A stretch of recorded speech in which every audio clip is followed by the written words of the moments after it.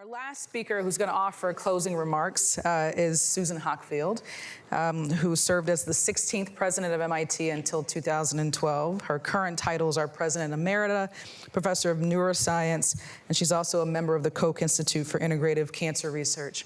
I think in the context of this symposium today, perhaps the other really important thing to note is that in her inaugural address in May of 2005, she highlighted MIT's, quote, institutional responsibility to address the challenges of energy and the environment.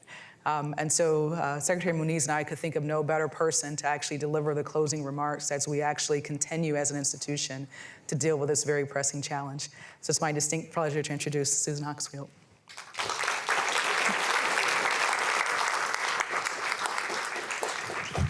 Well, this has been a brainful of an evening. Thank you all very much. I hardly know what concluding comments I could make after the last panel that really touched on the key issues. So I simply want to thank all of the speakers for giving really practical and I would say aspirational comments. And I also want to thank the audience. The questions that came up, the problem with doing the questions this way is I didn't know who was asking which question. So you're going to have to just search one another to see how you continue those conversations. I'm just going to make a few statements of the entirely obvious, which is that this is probably the most important question that we absolutely have to address. And we have to get to a sustainable energy economy as fast as possible. And this is the thesis of the MIT Energy Initiative. And to just pick up on Chris's comments, many people give me credit for the idea of the Energy Initiative. You know, I always say, don't fool yourself. The idea did not come from me. The idea came from the MIT community. Because as I went around the community at MIT trying to understand what MIT could do, I posed a very simple question. What were MIT's opportunities and responsibilities over the next decade or two? And the answer that came back was amazingly unanimous in an academic environment where you'd expect each person to have 5 different things. Everyone came back and said that the issue of building a sustainable energy equation for the world was something that MIT had not yet made, on which MIT had not yet made enough of an impact. So I said, you say energy, I'll say energy. I knew nothing about energy when I came to MIT, but I've had extraordinarily great teachers. Happily, Ernie Moniz and Bob Armstrong stepped up to get the ideas into more of a framework so we could actually launch the Energy Initiative. And the response on the part of our community has been simply staggering. Where is one of the founders of the Student Energy Club who just introduced herself to me? Are you still here? Yes, and tell me your name again. Libby. So one of the glories of being in an educational institution is that we are always, both teachers and students.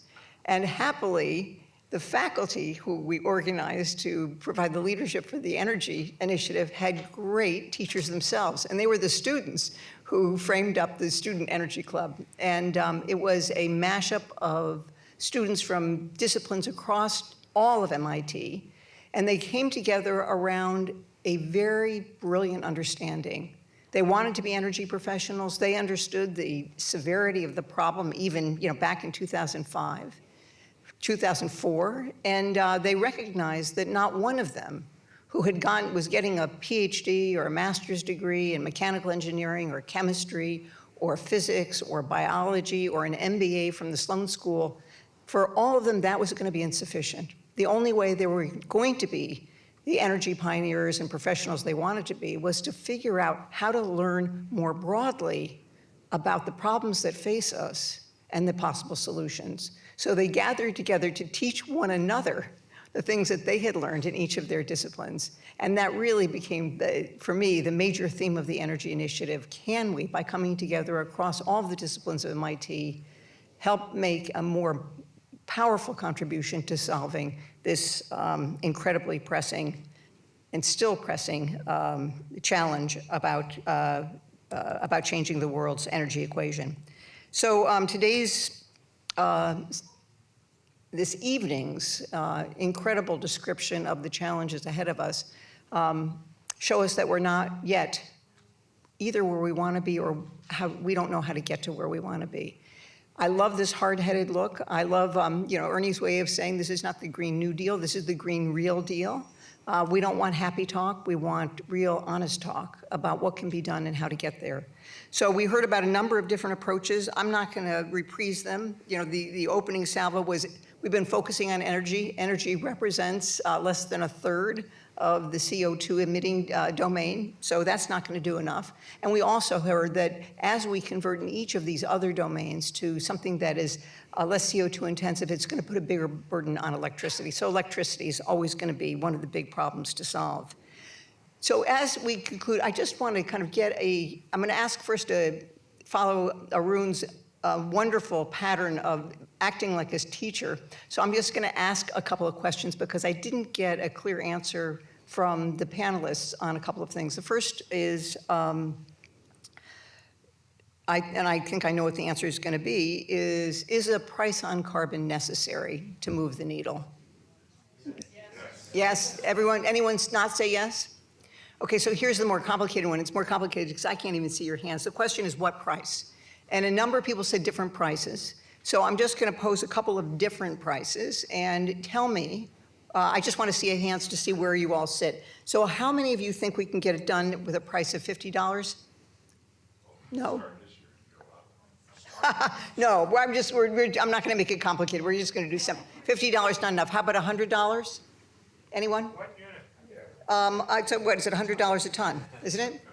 Yeah. Carbon dioxide, thank you. Precision. Anyone think 100 is going to be enough? Because these are people who study it. 200? Someone's 200, somewhere between 100 and 200. I just wanted to get a sense of the field. Higher, anyone? Higher than 200? Ooh, and is that economically viable? Because who's going to pay for it? We're going to pay for it. Okay, thank you. That was an insufficient survey, but we're going to have to get this done.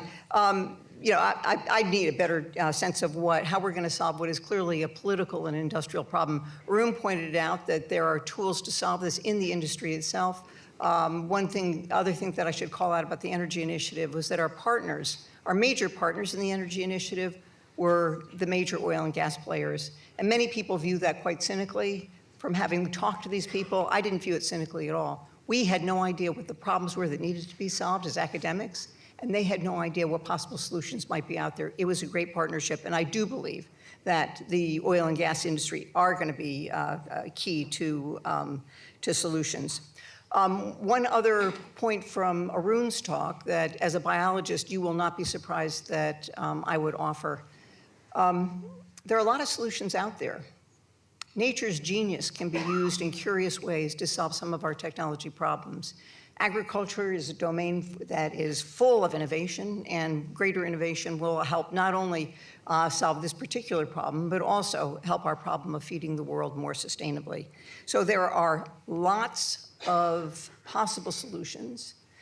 And the real question for us, I really think, is that how do we move the needle on the political, the industrial, and the social components to actually get it done?